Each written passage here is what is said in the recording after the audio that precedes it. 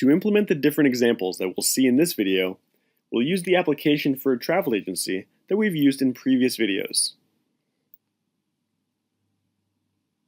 Note that in our application, we have, among others, the attraction transaction and the supplier transaction, and the latter has as a second level these attributes of the attraction transaction plus a new attribute, supplier attraction date, which will be used to record the date on which the supplier offers the attraction. Therefore, each supplier will have n attractions. Suppose we have the following web panel. In the fixed part, it has two variables of the date type, supplier attraction date from and supplier attraction date to. We also have a grid with two variables inside it, supplier name and attractions. The first one is based on the supplier name attribute, belonging to the supplier table, and the other is of the numeric type. We want to implement the following in this web panel: that the user can select two dates, from and to, and that all the names of the supplier are shown on the screen with their corresponding number of attractions. Note that for each supplier, we're only interested in counting its attractions whose date is between those entered by the user. Let's see how we implement it in the events section. In the load event of the grid, we have a for each that will run through the supplier table. For each record found, the supplier name variable will be assigned the value of the supplier name attribute. And for the attractions variable, an inline formula has been defined, which will count all the attractions of the supplier with the condition that the date of the supplier attraction date, in which we're located, must be within the date range entered by the user. This is a web panel without a base table, because there aren't any attributes declared in the form, nor in the grid properties. Also, in the events, there are no attributes outside of a context. This one we see here is inside the for each. So in this case, if we didn't have this transaction entered, it would help to determine the table that the for each will run through. But it would have no influence on the determination of the grid's base table. And these other attributes are also within a context, that of the count formula. They will only help determine the table to be navigated by this formula. This is why we must enter the load command to load each record found in the grid. As it's programmed, we could think that it's necessary to add a button in our panel so that once the dates are entered, we click on it to update our grid. Let's try running it as is now. We see that the list of all suppliers is loaded, and with zero number of attractions, because we still haven't entered the dates that condition the formula that will count them. We enter two dates, from and to, which, as we've just seen, will condition the counting of attractions of each supplier. The number of attractions for each supplier, conditioned by the dates entered, will be automatically updated. It wasn't necessary to tell it to update the grid when the dates changed. It was done automatically. Why did it have this behavior? If we go to the properties of our web panel, we see one called Automatic Refresh, which by default is set to yes. What this property does is to update the grid when it detects changes in a variable defined in the web layout, and that it's then used in the refresh event, the load event of the grid, or in the conditions of the grid or the web panel. This is the case here. The variables supplier attraction date from and supplier attraction date to entered to filter the number of attractions to be shown. They are then defined inside the load event of the grid, more precisely inside this count formula. Since these variables are inside this event, it's understood that they have an impact on the data we want to show. So every time one of them is modified, our grid is updated. That is to say, the refresh event of the grid is triggered. Let's see what happens if we add a new variable to the fixed part of our web panel, but then it's not defined in the load event, nor in a refresh event, nor in any conditions.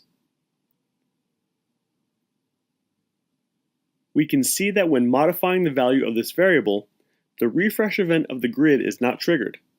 There's no attempt to update the grid, since, as we said, the automatic refresh property does not apply to these cases.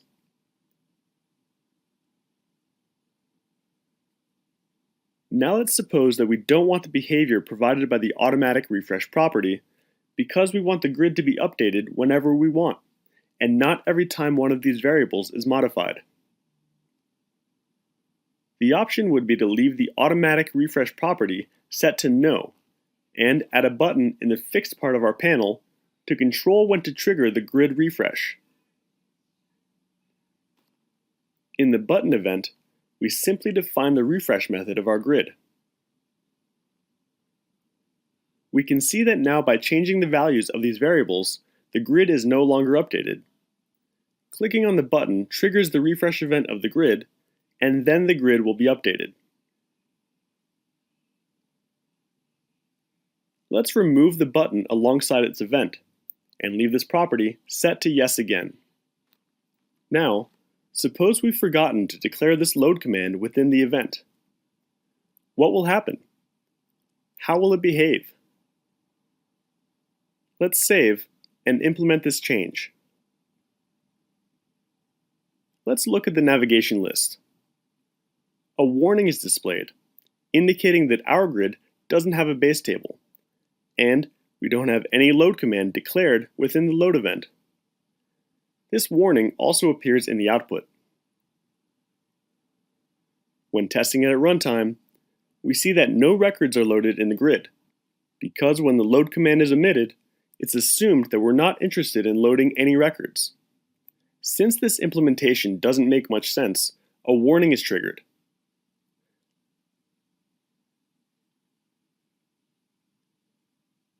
Now suppose that, in this application, we're interested in having a web panel that shows all the countries that have at least one attraction, and then all the attractions, side by side, separated by a bar. Remember that our attraction transaction has the country ID and country name attribute of the country transaction. So each attraction will belong to a country. For this, in the web layout, we have a grid with two variables, one based on the country name attribute that will show the name of the countries, and the other of the long varchar type that will show all the attractions. In the events section, we've defined the load event of the grid and inside two nested for each commands. The external one will run through the attractions table, sorting the records by country name. Also, it'll assign the value of the country name attribute to the variable of that name. Then we have a nested for each that will navigate the same table attraction. With this definition, all the attractions found will be concatenated in a single variable, attraction name. As we know, since the internal for each runs through the same table as the external one, and an order has been defined in this one, a control break will be made. The break criteria will be determined precisely by the attribute declared in the order clause of the external for each. That is to say, the grouping will be made by country name. It can clearly be seen in the navigation list. Let's try it. We're not getting the desired result. For example, China is being printed once next to its first attraction. Then it's printed again with its first two concatenated attractions, and it's printed again with its first three concatenated attractions, and so on. The same happens with all the countries. What's going on? What was the error in our definition? The error here is where we declared the load command. We did it inside the nested for each command. So every time it finds an attraction and concatenates it with our variable, it prints it on the screen. But this is not what we want. We want this information to be displayed once all the attractions of that country are concatenated. So, we have to define the load command outside of this for each command. Let's do it. We run it again. We can see that now it's working as expected. To learn more about the topics covered in this video, we encourage you to visit our wiki.